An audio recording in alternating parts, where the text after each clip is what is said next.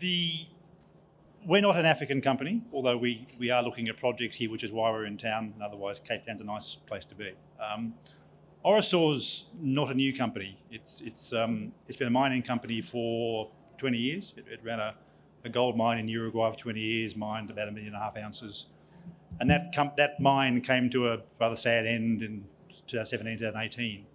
So the company's been transitioned back from a miner back to being an explorer, which is the chap today. Read all that. Capital structure, 190 million shares, more or less. Cash balance, 4.2 million. And we're trading on both the TSX and the AIM market. Market cap today about £20 million, about 30 million Canadian dollars.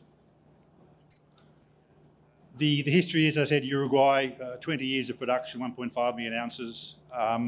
That came to a rather sad end. The mine probably ran a bit too long. And there wasn't enough thought given to the replacement project. There was a good project in Colombia, but as the mine neared its end, it couldn't be funded. So that project, which is now a flagship in Colombia, is joint ventured to Agnico and Newmont. So they're funding that now.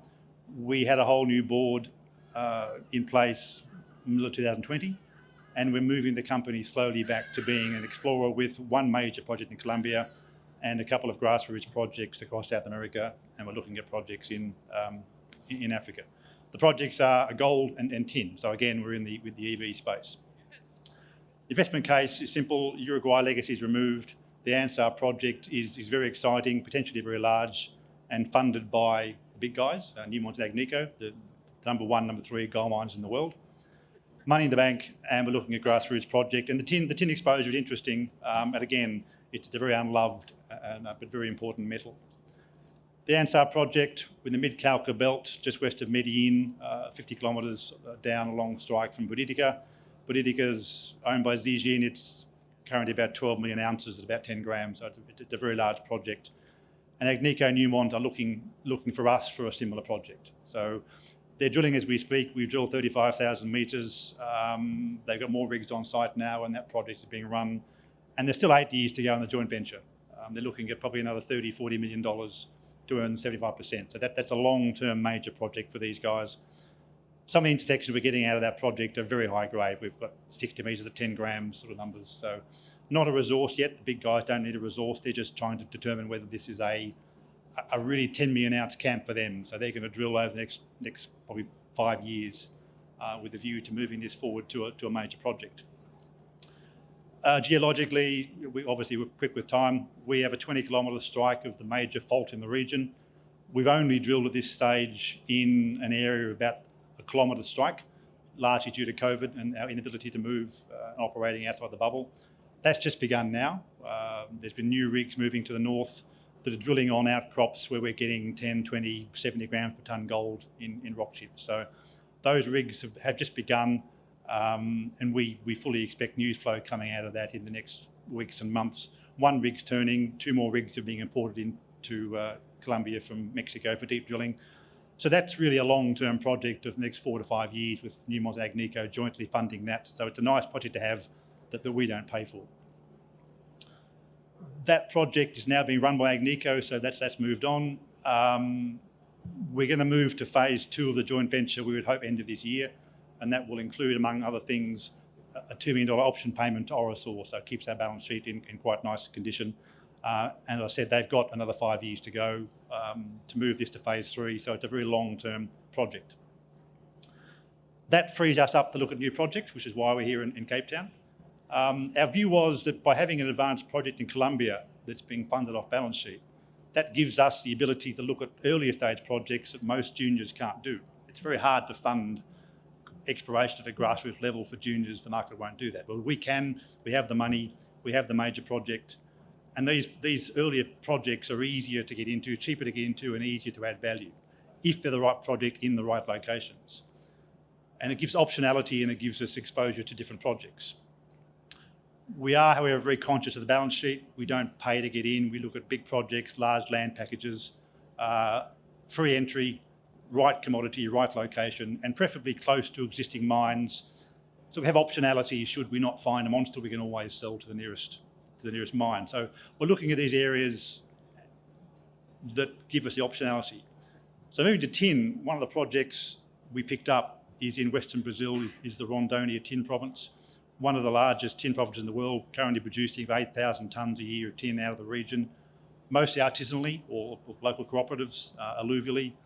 But there's enough tin produced that there are 5 furnaces in town, all powered by hydropower. So it's a very advanced, very vertically integrated industry in that part of Brazil.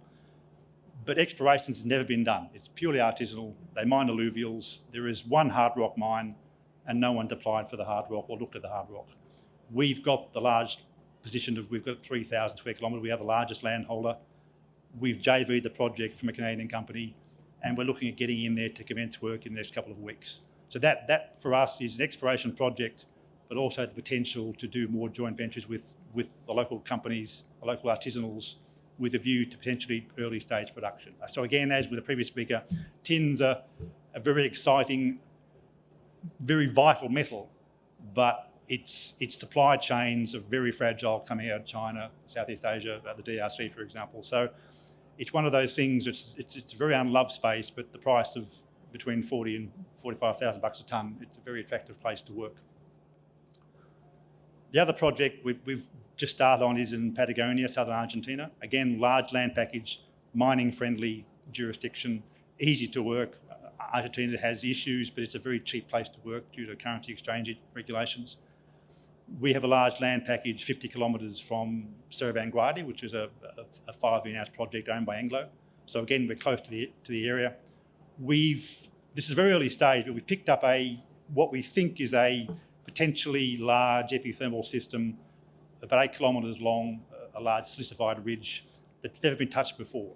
We've just come back from our first pass soil sampling programs, where we had the entire 8 kilometre length was anomalous to, I think the highest gold was 120 ppb gold, arsenic, bismuth, all the pathfinders were there. So we've done our first pass. We've just done a second infill program, finished yesterday. The guys are demobilising as we speak. So that's a project that's, again, early stage. So the risks are significant in terms of success, but zero entry cost. We have a very cheap pathway to ownership. And we have options there that, should that prove attractive, we either pursue it ourselves or we do joint ventures, and we have options available to us. So that project we'll look forward to drilling post-winter. Obviously, we're getting into the very dark months down there. So again, a very exciting project. And we have more joint ventures in the region we're looking at. So it all fits into that strategy of ours of being a troubled company coming out of production history, moving into exploration. We've resolved the Uruguay issue. That mine is now closed. Rehabilitation is largely complete. The balance sheet is strong, having raised money. We have two of the world's largest gold miners running our project in Colombia, funding off balance sheet.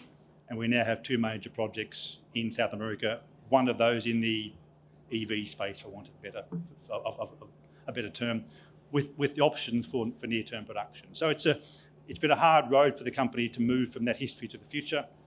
Obviously, with COVID, being unable to really communicate to market, to meet people, it's been a difficult, and this is our first face-to-face in 2 years.